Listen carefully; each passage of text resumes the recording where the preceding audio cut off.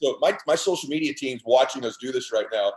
They are going crazy because when we started, I'm like, listen, after I make my post every day, I want you to go to Tony Robbins and Gary Vee and Tom Bilyeu and Grant Cardone.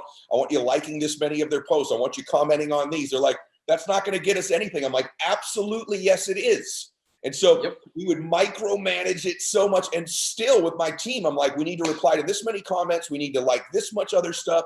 I'm a psycho about it. Now, you listening to this, those of you listening, do you do that stuff with competitors, with peers, with people? Do you comment and like in different people's communities? Are you there consistently? This is how you grow something when it's not just your content. Second thing I just want to say is how many of you can't get Josh because he's one of the most famous dudes in the world, but how many of you have a person that thinks like Josh in your life? So for me, when I started, it was my son, Max. He'd do the likes. He edited my podcast. He sort of helped me with content. You got to have someone in this age. It's probably your kids, guys, who's like, hey, just go over there, right? But like, you got to have someone. You were that person, both the creator and the person doing it, right? It was you. Yeah, I mean, I was luckily able to do both, but my sister was a huge help as well. Like being able to like hire someone and just be like, all right, she knew as well she was making money every time she was going through the follow list, so she loved to do it too. Like it helped me a ton. And then it's like it didn't just stop there. I made sure like you said on Instagram, I would comment on like Shawn Mendes photos or Justin Bieber photo, and I would try to get like a lot of likes on my comment. I would try to comment something relatable or funny under their post, and then I would gain followers from that as well, like on my Instagram. And the crazy thing is like a lot of people would, if they ever saw you doing that or caught you doing that, right, they would be like, you're a scammy social media kid. You're like, that's not how you can grow. No one can grow that way. They would call you out on it. They would try to expose you, whatever. I never got caught because I was good at it.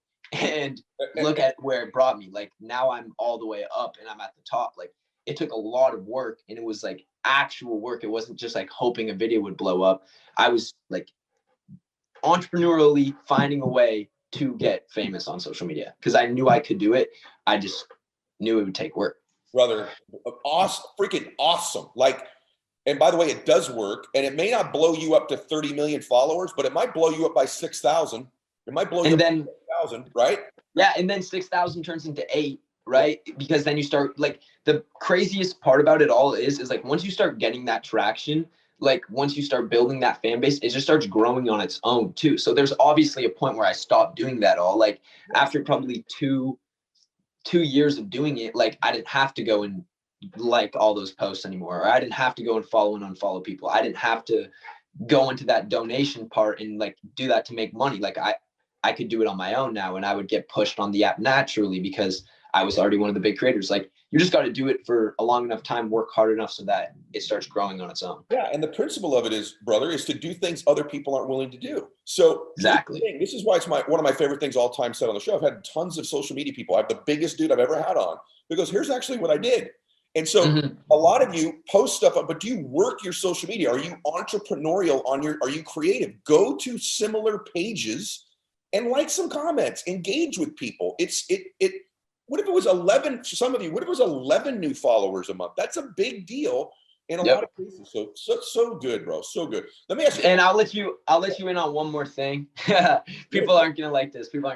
But, so I first started and I did social media. Like I created my account and I did it for about 2 months during the summer. And then I got bullied in high school and I was used to being like the popular kid. I played sports. So I was like, what the fuck is going on right now? Why are people like making fun of me? Like calling me like slurs, all that. And then I quit. So I quit for like 2-3 months. My account went completely dead, inactive. And then my one friend was like, yo, Josh, why would you quit? Why would you stop doing social media? Like you were doing good. Why would you let like these stupid high school kids like get in your head? Right. And I was like, you know what? You have a great point. Like it's dumb. So I went onto the app and I swear it was meant to be. It was like the craziest thing ever. But this was my first investment, I would say, of my life. I saw this guy's account. He had 70,000 followers and he was quitting. He was quitting social media and his account was active. He was getting 10,000 likes a video. And my account had 20,000 followers and was probably getting like 2,000 likes, right? And then it went inactive, so it was down to like 1,000. I DM'd the kid and I was like, hey, can I buy your account? And then the guy was like, oh, I don't know, like people don't really do that on social media. I was like, dude, don't worry about it. Like, let me just buy it. I'll switch the username over, whatever. He was like, all right, give me like $600. And this was me like being 400 or 14, sorry. And I was like, holy cow, $600. All right, this is like, it's a lot of money. So I sent him the $600, but that $600 turned into my 30 million follower account that's on TikTok today. So that was probably the best investment I've ever made. Like, like the multiple on that investment was crazy. Talk about rate of return on $600. Oh my! Yeah, I know. Get entrepreneurial about your social, right? Just do 100%. it. So good. All right, last question, man. I enjoyed today, brother. Like, yeah, it's a great combo, man. I got to come on this podcast all the time. I would love to have you on all the time, and they would love to have you on here all the time because, guys, listen, you're talking about a young man who's involved in like tons of different businesses and different sectors, different segments. He's an actor, he's a writer, he's a musician. He's got a music with 100 million downloads on one song. Like, it starts with having his 14-year-old sister start liking stuff. This is what I want everybody to get. You may not get to 30 million. What if you get to 30,000 or 300,000? Work your social media, work your brand. It's not just about the content. But I got to tell you, when I told family members you were coming on, and so this happened with Bryce too, brother, I got to tell you, the amount of influence you have on young people is striking, like the responsibility that comes with it. So I'm talking about my nieces and nephews, and bro, I've had some of the most famous people in the world on. I say I got Josh coming on. They're like, what? Oh my, like, and it's a demo that buys.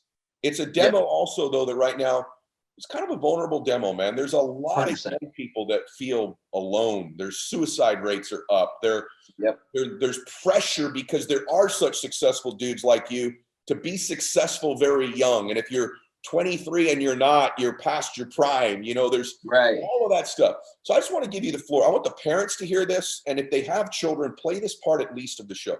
What would you just say to kids? Like, overall advice. I give you a microphone, which you have every day, but now it's not a 15-second video.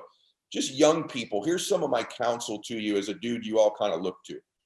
Well, the first thing is like something that you said there that like I feel very, very responsible for is like with power comes responsibility. That's something my dad said to me day in and day out every single day as a kid, because he always felt that I was going to be something more than just a regular kid. So I have that tattooed on my arm. Like I live by that.